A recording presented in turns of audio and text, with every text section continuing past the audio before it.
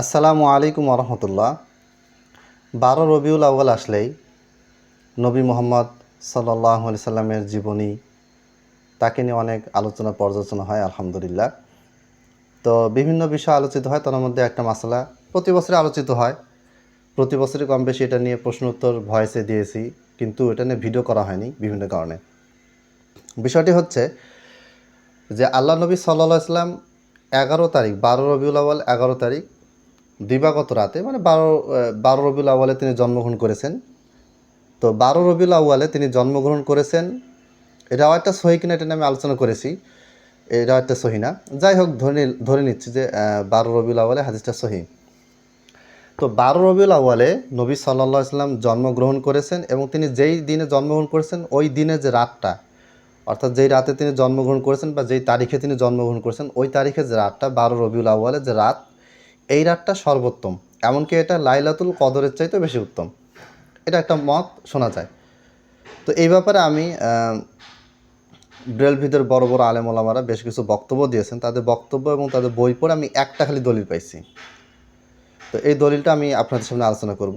তার আগে আমি আমার অবস্থান বলে দিই। আমি যেটা বিশ্বাস করি সেটা হচ্ছে লাইলাতুল কদরের চেয়ে উত্তম কোনো রাত নেই। লাইলাতুল কদরই খয়রুম মিন আলফি শাহর, সূরা কদরে আছে, বুখারী, মুসলিম, তিরমিজি, মানে লাইলাতুল কদর নিয়ে যত হাদিস আছে সবখানে এটা বলা আছে যে লাইলাতুল কদরের রাতটা হচ্ছে 1000 মাসের চেয়েও উত্তম, সর্বশ্রেষ্ঠ। আচ্ছা, এখন আয়াত পাওয়া গেলো, হাদিস পাওয়া গেলো অ্যাভেলেবেল, কিন্তু লাইলাতুল কদরের চাইতেও যে কোনো রাত বেশি উত্তম হতে পারে এইরকম কোনো আয়াত কোরআনে নেই। এইরকম কোনো মারফু হাদিস মানে আল্লাহ নবী সাল্লাল্লাহু আলাইহি ওয়াসাল্লাম সরাসরি বলেছেন এরকম কোনো হাদিস নেই। এইরকম কোনো মাওকুফ হাদিস অর্থাৎ সাহাবীরা বলেছেন এরকম কোনো হাদিস আমার জানা মতে নেই।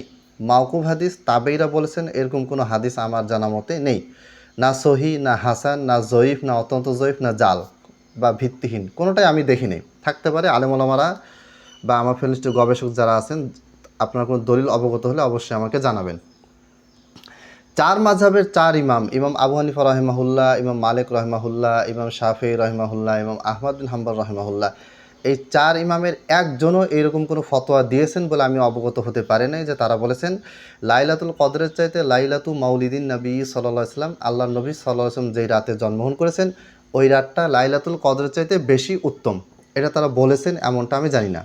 এবার দেখেন, 999 হিজরির একজন আলেম ছিলেন ইমাম কাস্তাল্লানি রহিমাহুল্লাহ, যিনি সহিহ বুখারী ব্যাখ্যা লিখেছেন, অনেক বড় মাপের আলেম, নিঃসন্দেহে খুব বড় মাপের গ্রহণযোগ্য আলেম।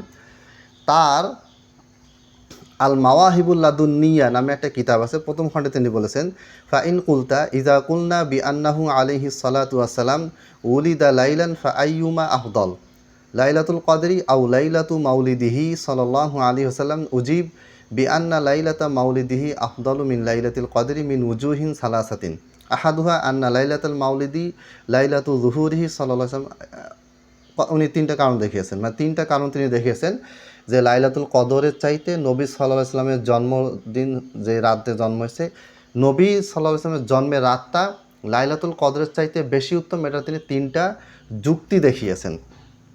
আচ্ছা, এইটার আবার অনুবাদ করেছেন একজন বেলভি অনুবাদক, তিনি অনুবাদে বলেছেন, কি বলেছেন আমি বলে দিচ্ছি, কারণ আমি নিজ থেকে অনুবাদ করলে সমস্যা হতে পারে।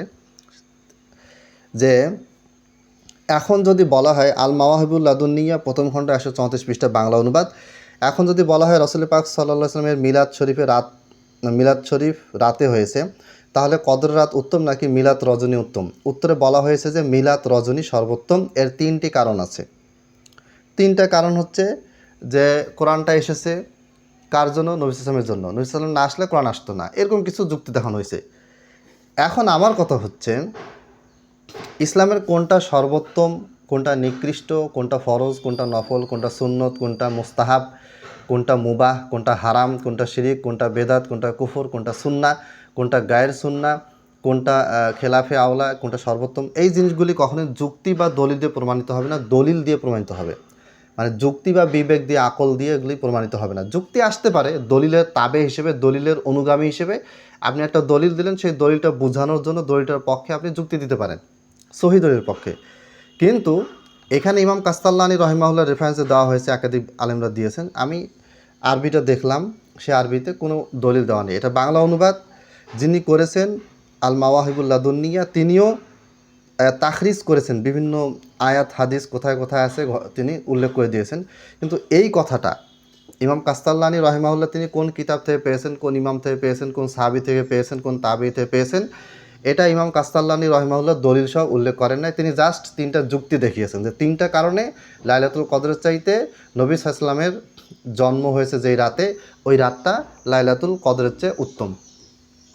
এটা একজন বড় ইমাম, মুস্তাহিদ ইমাম তার মতে হতে পারে, দিতে পারে, কিন্তু আমি এটা মানতে পারতেছি না। এই জন্য মানতে পারতেছি না, এর পক্ষে কোরআনে কোনো আয়াত নেই, কোনো হাদিস নেই, কোনো মারফু হাদিস নেই, মাওকুফ হাদিস নেই, মাকতু হাদিস নেই, 4 মাযহাবের কোনো ইমামের কোনো কওল নেই, কোনো মন্তব্য নেই, কোনো ফতোয়া নেই।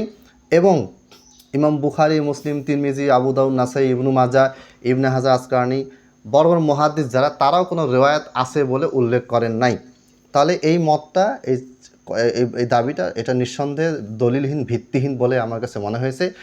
এখন আপনাদের কাছে কোনো দলিল যদি থাকে অবশ্যই আমাকে দিবেন, ইনশাল্লাহ আমি আবার ওই দলিল নিয়ে গবেষণা করে, ভুল হলে আমার এই ভিডিও সংশোধন করে আরেকটা ভিডিও দিব ইনশাল্লাহ। আসসালামু আলাইকুম ওয়া রাহমাতুল্লাহ।